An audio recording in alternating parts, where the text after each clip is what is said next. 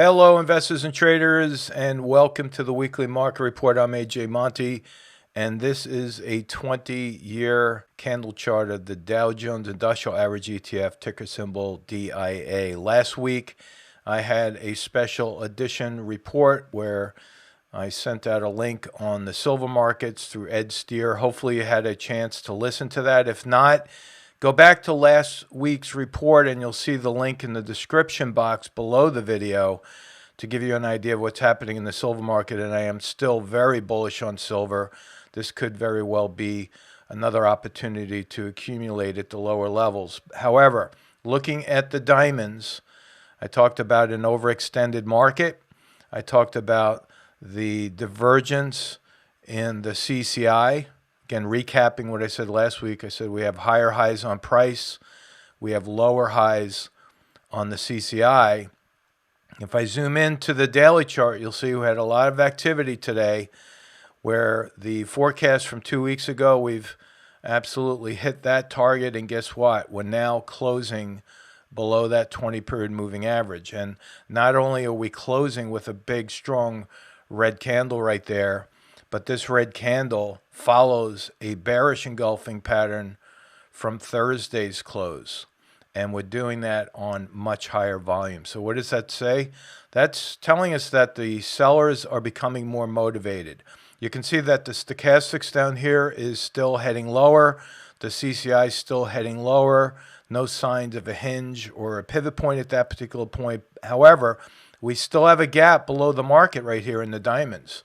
And that's where my forecast is going to be for next week. I think that we can move lower to fill that gap, and then we'll have to see whether or not we bounce from that gap. If you're following my gap trading principles, you'll know that gaps fill, and after they fill, there's that gap again. After they fill, we generally get these bounces because they become price targets for those who are trading against them. So in other words, if there's a trader who is short the market and they're looking to cover that short, they will most likely cover at the target price, and that's why a lot of times we get those bounces.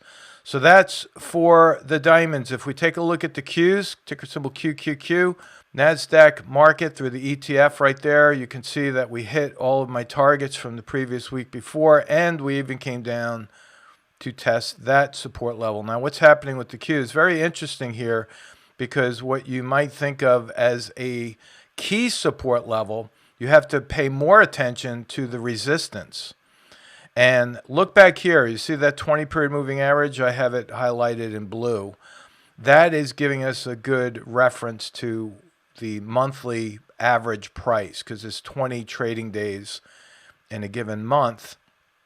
And for the most part, it's held as support here, here, and here. Well, there's a thing called role reversal, which I talk about quite often.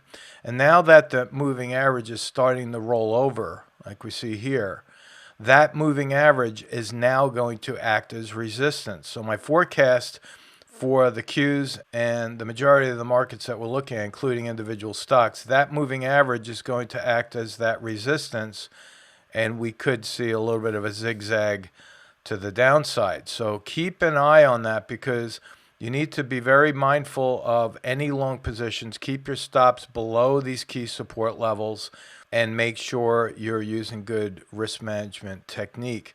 Now, again, to draw my forecast, I think we're going to go lower, just like this. And I'm not going dramatically lower, but that's mainly because the volume is still very high.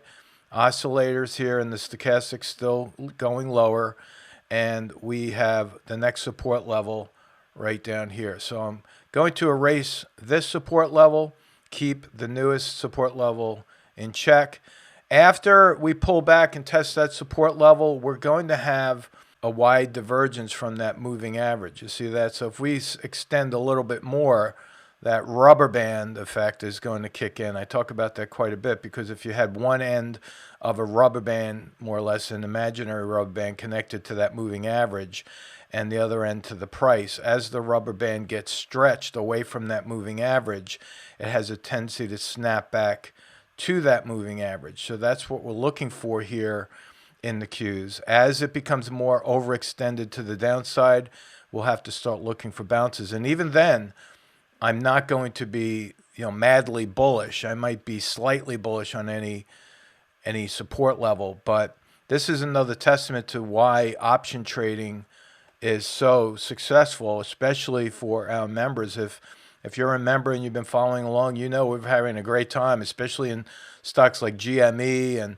and Lulu and some of the other ones that we're trading. We even traded the VIX. We went long on the VIX through the calls. So again, if you're interested in learning about option trading, again, just get a lesson, not even putting your money at risk, just getting that lesson and learning how. We have courses available for you, and you can click on any of the links in the description box as well, and we'll have one of the representatives help you there. Now let's take a look at the IWM. This is the Russell 2000.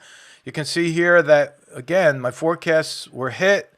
We came right down to that. This is from 2 weeks ago, because remember, last week we did the special edition. I said we'd go back to the weekly forecasts, and here we go. There's a slight gap fill down here, and this support level is still in place, and we have a gap support down at this level. Now, again, yesterday we had very close to a bearish engulfing pattern right here. Not quite, but very, very close. Today, we have a close below that 20-period moving average, and we're doing so on higher than average volume there. So again, the sellers are motivated, and what we could see is a little bit of a bounce off of that support level, and then we'll have to see whether or not we want to tiptoe into a shorter term long position, whether using options or equities. So again, my forecast is going to be to the downside for the IWM, and we'll have to see how that works out. Now let's take a look at the VIX. Volatility index hit precisely. I did put a 2-week forecast out on the VIX. You can see that started back here, and I just simply projected out right there. And we had a target to fill the gap right there. See that? Again, with the VIX, 100% of the gaps filled, because it's not a trending stock. It's an oscillating index. So when the VIX gaps up or down, like we see here, it gapped up, came right back down to fill that gap. You'll see that the gaps fill quite often, and a lot of times it doesn't take long for those gaps to fill, but we hit the target. Now this is going to be a little bit different for the VIX, because we got the oscillators more or less hinging down on the CCI. Let me erase this right now, and I want to keep this support level in check. I'm going to keep an eye on that, and we want to keep this resistance level, which is the gap fill point right there. I think we could see a slight pullback in the VIX, but then ultimately I'm going to go out with the 2-week forecast on the VIX right there. So again, for the option traders that are spread traders, have some patience, because if the VIX starts heating up and you're getting ready to roll your spreads, the months that you roll into are going to be beefed up with volatility premium, which means you're going to be collecting more credits on those rollouts. Not to get too heavily laden with option strategy here, but it's important to understand that, again, with all that we're seeing in the world, this is heaven for the option traders, because we make money on the way up, on the way down. When the market lays flat, we have some really strong positions on. We've been making money all year long, and you could even be wrong. If your stock moves against you and you're positioned correctly, you can make money with a call spread if it goes against you. You can make money with a put spread if the market goes up. And we've done that before. With GameStop, I'm just going to throw this out there for all of you. GameStop has been a wildcat of a stock. We actually took a put position on right here, and the stock went up $200 against us, and because it was a volatility explosion, it came right back down. We're making really good money. In fact, this is on track for our spread to be paid off in less than 2 months, where hopefully, if everything goes right, we will be in a risk-free position that will continue to pump money out for us each and every month as we roll for credits. And again, for those that don't trade options, that might seem a little foreign, but don't worry, you can learn and take it at your own pace. There's lots of folks on our team that would be willing to help you, and that's our goal, is to educate the public on how to trade and to manage risk. Now, finally, I talk quite a bit about silver in the past. I'm still very bullish, as I mentioned before. Put SLV in here for you. Now, SLV is a position that I do hold. I'm just letting you know that. And one of the reasons I'm still bullish is because we're in a trading channel here. We just recently filled a gap here. So for the shorter term traders who would even like to swing trade SLV, it tends to stay in this range right here.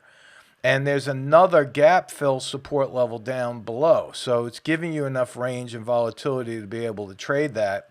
And for the option traders, again, you can position yourself long term for a lot less money than if you were to buy the underlying. And silver looks really strong, especially on the long term. I'm not going to pull up the 50-year chart, but I eventually will be talking more about that in the reports ahead of us. Now, as a contrarian, understand, contrarian theory does not mean that you're going against the crowd every time the market moves. A contrarian recognizes the trends, and then the contrarian looks for news that might switch or sway popular opinion the other way. Now take a look what's going on. This is right from Yahoo Finance 26 minutes ago. Check this out. Look at the headlines here. Americans can't file their income taxes fast enough, but they should brace for some unwelcome news in their 2020 refunds. Well, that's not very positive. Now, look at Paul Singer, Ones of Trouble, right? Again, I'm not saying he's right, he's wrong, but that is a headline that could catch the attention of someone who has been long, and they say, whoa, I don't know, Paul Singer might be right. And then they look further down, they see how the Fed is on a collision course, right, in the Treasury market. The yields are going up, and that's what the big news was today. The yields going up is bearish for the market. It's really pretty bearish for the economy because that might be a sign of inflation. It would cost more to finance our debt with higher interest rates down the road. We're already on that threshold of no return, more or less. And so these are the kinds of headlines that I look for in the market, and it supports what we're seeing on the technical charts as well. So make sure you're paying very close attention to the charts. You're watching the news. You stay in touch with my weekly market reports as well. And just make sure you keep your risk management plan in place. With that, you have a great weekend. Thanks again for sharing and liking and commenting. I really do appreciate that. Our channel here is growing mainly because of word of mouth. And eventually we'll hit that critical mass and really take off and help a lot more people. But again, it's thanks to you and sharing and liking our page. It really helps get the algorithm going to come up in a lot of the search engines. So it really helps quite a bit. So again, thanks and have a great weekend. So long.